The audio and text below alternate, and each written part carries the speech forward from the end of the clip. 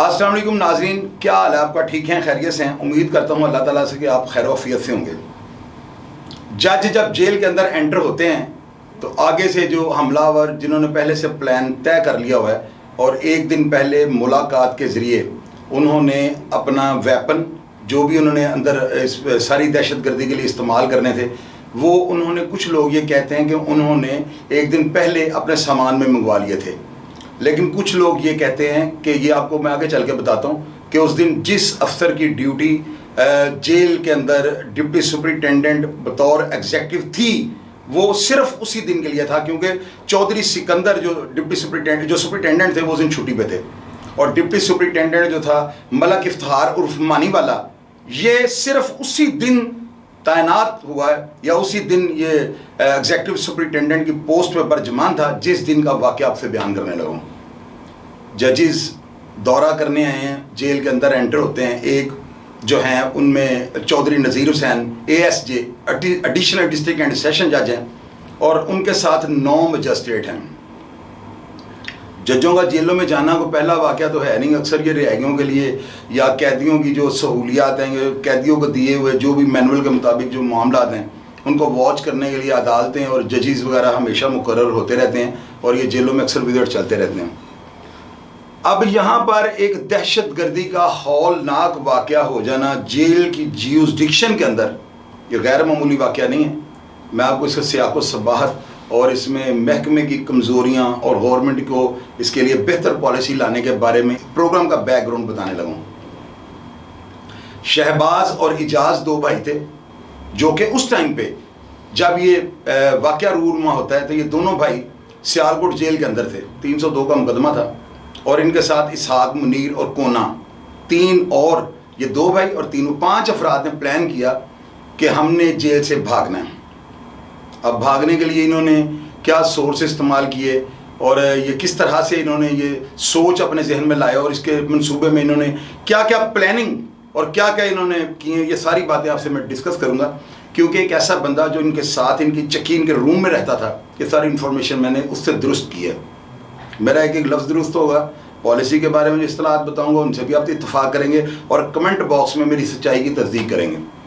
अब नाज़रीन, होता यह है कि वो जजेस जब अंदर जाते हैं तो ये मुसल्ला अफराद, और वेपन कैसे हैं मैंने आपको बताया। कुछ लोग ये कहते हैं कि वो सब्ज़ी उनकी आई थी और उसकी बोरियों में हैं, और कुछ लोग ये कहते हैं कि उसी दिन जिस दिन जज साहब वहाँ पे दौरे पे जा रहे थे, जजेस का एक पैनल, उसी दिन मुलाकात के टाइम पे उनकी वो चीज़ें आई अंदर, और थोड़ी देर बाद दौरा था। और जब दौरे होने होते हैं ना, पूरी जेल की प्लेटें लगाई जाती हैं, एक लॉ, एक बड़ी कानून के मुताबिक जो है ना, उनको दिखाने के लिए जेल की तेज़ चूने, बड़ी सफाई सुथराई और सजावट होती है जेल में ना।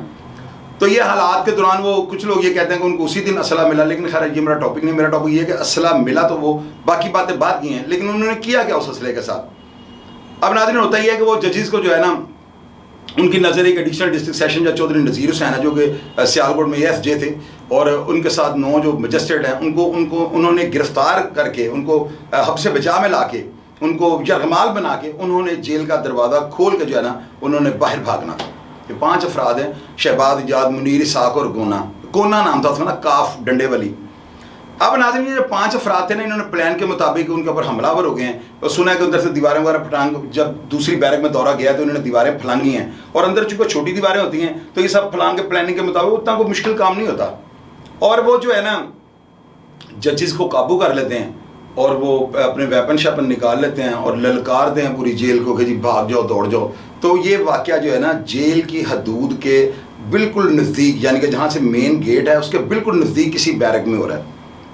अब उनका प्लान ये था कि इधर से इनको पकड़ेंगे, जजेस के गन रखेंगे, पिस्टल रखेंगे, और ये सामने ड्यूटी है, ये हम भाग जाएंगे। और उनके प्लान के मुताबिक बाहर चंद अफराद उनको लेने के लिए भी खड़े थे।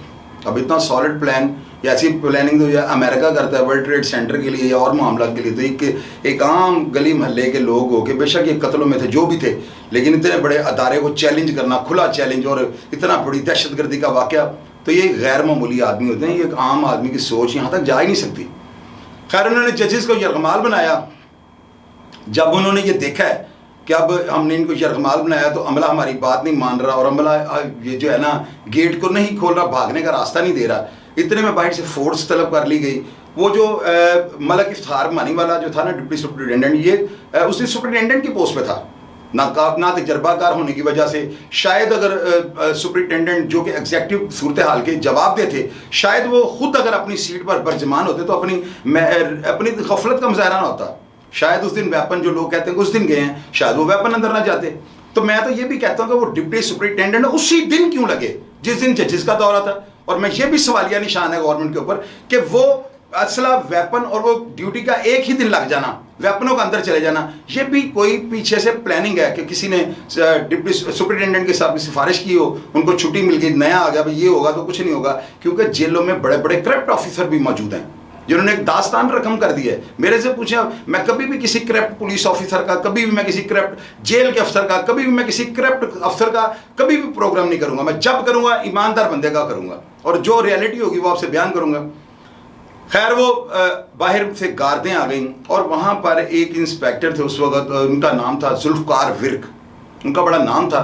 और ये जो मुल्ज़मान अंदर जजिस को काबू करके बैठे हैं, हब्से बजा में रखे बैठे हैं और गवर्नमेंट से मुतालबे, यानी कि वो बंदों को, गवर्नमेंट को प्रेशराइज कर रहे हैं उन जजिस को अगवा करके। ऐसी सूरत हाल में वो जुल्फकार विर्क को बुलाया गया और उससे कहा गया कि तुमने चूँकि पहले शहबाज और इजाज जो मेन किरदार है इस हमले में, जो दहशतगर्दी हो रही है, तुमने इनको सियालकोट के मुख्तलिफ इलाकों में मुंह काला करके इनके गले में पटा डाल के इनको घुमाया हुआ है, तो तुम्हारे प्रेशर में शायद ही आ जाए तो तुम आके इनके साथ निगोशिएटिंग करो ताकि जज रिहा हो जाए, इनसे जज छूट जाएं। बाद में वो ना भी देते तो उन्होंने मरना ही था, जो अटेम्प्ट तो कर बैठे थे, उनको हीरो तो नहीं बनाना था। तो ये आपको पता है जो बंदा इस तरह की हरकत करता है वो मारना उसकी मजबूरी, गवर्नमेंट को उसको खत्म करना उसकी मजबूरी बन जाती है। क्या करे गवर्नमेंट, उसने अपना जो है वो प्रेशर खत्म कर देना। अब है नाज़रीन, वो चूंकि जाहल थे, हरकत कर बैठे थे, ये गलत है, जहालत की इंतहा है। ऐसा काम तो तब करें जैसे ये, मैं बताता हूँ, आगे चलें फिर बताता हूँ। अब ये जो शहबाज था ना, इसने उसको देख कर जुल्फकार विर्क को समझ गया कि अब इन्होंने हमारे पुलिस मुकाबले के लिए इस बंदे को बुलाया है जिसने पहले इसका मुंह काला करके उसको पटा डाल के घुमाया है। वो इतना ज़बरदस्त इंस्पेक्टर था। वहाँ पे लॉ एंड ऑर्डर फोर्सेज आ गई, एलीट फोर्स आ गई, दूसरे आ गए, मुतालबात शुरू हुए। और उसने सुनने में आया है, ये काफ़ी सारे ज़राए से ये बात का पता लगा कि जुल्फकार विर्क ने शहबाज की बीवी और उसकी बच्ची को उसके सामने किया और कहा है कि हम इनको मार देंगे। तो उस बंदे ने आगे से अपनी तरफ से, तो ठीक है उसको पता था, होना भी ऐसे ही था, ये तो कोई नई बात है नहीं। उसने कहा कि मैं अगर मारी गया तो बीवी बच्चों को मैंने क्या करना है, क्योंकि जो अटेम्प्ट वो कर बैठा ना उसका फरिश्ता मौत का आ गया हुआ था लेने के लिए। और आपके हवास के ऊपर जो है ना, देखे ना खुदकुशी लोग कैसे कर लेते हैं सुसाइड, वो फरिश्ता आपके वो जो है आगे वो दिमाग को मूव कर देता है और आपसे अटेम्प्ट करवा देता है। तो सेम ये खुदकुशी है और क्या है, फोर्सेस से तो नहीं लड़ा जाता ना। आप मुझे खुद बताएं, ये जो कर रहे हैं गवर्नमेंट इनको बाहर जाने देना, ये फिल्म की शूटिंग है कि डायरेक्टर ने जो कहा वैसे कर लो, रियलिटी पर जेल के अंदर वो कर रहे हैं सारा। अभी नाजरीन वो जो है ना, उसने कहा कि अच्छा आप मेरे से मुतालबात मनवाना चाह रहे हो और हमें रास्ता नहीं देंगे, आपको एक तोहफा भेजते हैं। वो एक जज को कत्ल करते हैं और उसकी लाश को जो है ना फेंक देते हैं ऊपर, जिधर भी वो छत पे चढ़े होते हैं, पनाह ली होती है। अब उसके बाद जो है ना, अब जब फोर्स का होते हुए आप चैलेंज करेंगे तो फिर तो ये है ना, फिर या मैं नहीं या अगला नहीं। फोर्स ने उनके ऊपर इस तरह से फिर चढ़ाई की है कि वो उन्होंने अंदर 3 जज और कत्ल कर दिए। और वो जो ASJ थे जो चौधरी नज़ीर हुसैन, वो किसी भी तरीके से उनसे अपनी जान छुड़ा के भाग गए, वो फोर्स के पास पहुंच गए।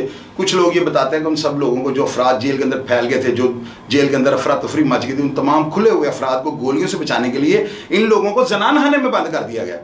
यानी कि वो खवातीन का वार्ड होता है, अलग से जेल होती है, उसका दरवाज़ा खुला देख के अमले ने फौरी तौर पर इनको अंदर घुसाया कि बंदे बच जाएँ। इन्होंने दरवाज़ा लॉक कर दिया। अब उसी वजह से जो है बाकी के जजेस जो है इनको फायर नहीं लग सके। उन्होंने 500 गोली और 5 पिस्टल अंदर मंगवाए हुए थे। जब तक 500 गोली नहीं खत्म होनी थी, कैसे उनको गिरफ्तार कर रहे हो जब वो जब खड़े ऊपर से हैं, और ऊपर से हमला करने में लगा हमेशा वादा होता है, नीचे वाला कैसे उसको टारगेट करेगा। खैर वो कुछ देर के बाद ऑपरेशन कंप्लीट हो गया, उसमें 9 बंदे, 9 जो है ना अफराद उसके अंदर मौत के घाट उतर गए। 5 ये थे और 4 जो थे ना जजेस, जो उनमें एक जज थे मजिस्ट्रेट, उनका नाम था शहरयार, वो भी शहादत नोश कर गए क्योंकि उन बेचारों का तो कसूर ही वो नहीं था। अब वो जो चौधरी नज़ीर हुसैन है ना, उनके बारे में ये लोगों ने बताया कि वो इतने सख्त फैसले करते थे, वो सजाए मौत का उन्होंने एक ही पेंसिल रखी हुई थी, सजाए मौत वाली, जिसकी वजह से जो है ना कैदी और हवालाती उनसे बहुत ज़्यादा बदजन हो चुके हुए थे। एक तो उनके जो थी, मैं अब आपको कहानी का मुफस्सल जो है ना वो नतीजा बताता हूँ। एक तो ये बात थी कि उनको जज के जहन में उनके जो मुजरिम थे ना, वो आप यूँ कह लें कि ट्राउट मछलियाँ थी जो अगेंस्ट जा रही हैं पानी के ना, हवा के रुख से, तो उन्हें वो जज सब दुखते थे। एक तो बेसिक वजह ये थी इतने बड़े हमले की, और दूसरा ये था कि वो भागना चाहते थे, वो इस निज़ाम से फरारी चाहते थे। हालांकि उनको नहीं पता कि अगर ऐसे भागना हो तो यार हर बंदा अंदर पिस्टल मंगाए और भाग जाए।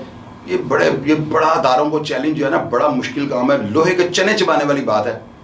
अब मैंने आपको बताया कि 2 गलतियाँ, एक उस डिप्टी का उसी दिन लगना कि यार उसी दिन उसने लगना था जिस दिन जजेस का दौरा था, और उसी दिन ये वाकया रूनुमा होना था। ये बड़ा सवालिया निशान है। अब उन लोगों के मरने की, मैंने आपको शुरू में बताया कि उन्होंने मरना ही मरना था। अब आप मुझे ये बताएं, जेल है वो भी एक अदारा है, पुलिस है वो भी एक अदारा है, वहाँ पे जुल्फ़कार विरक की मौजूदगी महकमे के लिए बहुत ज़्यादा लम्हा फिक्री है कि वही इंस्पेक्टर था जो इनके साथ नेगोशिएटिंग कर सकता था। और चौथा ये मुझे आप बात का जवाब लाजमी दीजिएगा, सबसे इंपॉर्टेंट बात यह है कि वो जितने भी मुलजमान थे, क्या वो अपना जो मकसद था इसको पूरा करने के पीछे जो मुहरकात थी, उन्होंने उस पर गौर किया था? उनको ये पता था कि उनकी ये छोटी सी हरकत इन 5 को जो है सफ़ाई से मिटा देगी? ये गलत सोच होती है। जेलों में बड़े बड़े अफराद को हमने देखा है, लोगों को भागते भी देखा है, लोगों को भाग के जाने के बाद घरों से दोबारा गिरफ्तार हो गए हैं। उनके सिर्फ कैदी कपड़े उनको चेंज कर दिया गया है, लेकिन ये नहीं हुआ कि किसी अफसर ने उनको अपना ज़ाती जो है समझ लिया हो। तो ये सारी चीज़ें जो है ना, महकमा जेल खाना जात के ऊपर सवालिया निशान है। मैंने आपको ये शुरू में कहा है कि इन्होंने मरना था। भाई इन्होंने क्यों मरना था, मुझे आप ये बताएं। अब मरने की जो मेन वजह ना वो ये थी कि अगर वो इनको जिंदा पकड़ लेते, अगर इनको जिंदा पकड़ा जाता तो जिंदा पकड़े जाने के बाद तो तफ्तीश होनी थी। तफ्तीश होने के बाद वही अदारे, वही अफसरान जिनकी नेग्लिजेंसी से ये वेपन अंदर गए हैं, ये बात खुल जानी थी। तो फिर बेइज्जती और जलालत का मुंह किसको देखना पड़ना था? हमारी गवर्नमेंट को, हमारे अदारों को। इसलिए उनको मारना और सबूत को ख़त्म कर देना, ये देखे ना, एक बंदा भी नहीं बचा यार। वो क्या इतने हमारे अदारे कमज़ोर हैं कि गुफ्तगू से मेरे जैसे बंदे को वहाँ पे भेज देते। तो आप यकीन करें, मैं एक बंदे को भी कत्ल होने के बगैर उनसे गुफ्तगू करके मैं सारे बंदे रिहा करवा लेता। ये मेरा चैलेंज है। अगर कभी भी ज़िंदगी में खुदा ना खासा हमारे मुल्क को, मेरे शहर लाहौर को किसी गलत किस्म के करप्ट बंदे के जहन में जो मौत सर पे उठा के कोई अपने मुतालबात मनवाने चाहे, तो मैं ज़रूर गवर्नमेंट को एट ए टाइम कॉल करूँगा कि एक दफ़ा मुझे उसके साथ नेगोशिएटिंग के लिए भेजें। अल्लाह ताला आप सबके हामी और नासिर रहें। बुरे काम का बुरा नतीजा अदारों के साथ, और कभी भी जो है पुलिस के अफसरान या जेलों में रहकर कभी भी ऐसी अटेम्प्ट ना करें। आप ये मत सोचें कि आप भाग जाएंगे और आप इनके काबू नहीं आएंगे। और अभी तो दौर या आज से जो है ना कम अज़ कम 17 साल पहले का वाक़या है। तो अभी तो देख लेंगे कितना है, व्हाट्सएप भी ट्रेस हो जाते हैं, मैसेंजर भी पकड़े जाते हैं, इन्फॉर्मेशन कितनी तेज़ है। तो लिहाजा अपने किबड़े दुरुस्त कर लें। मेरी बातें सच पर मबनी होती हैं, इनको सुनने के बाद अब इन पर अमल भी किया करें। मेरी यह हम्बल सबमिशन है। मेरे प्रोग्राम को देखने की दिल की गहराई से आपका शुक्रगुजार हूँ। अपना ख्याल रखिएगा। पाकिस्तान जिंदाबाद।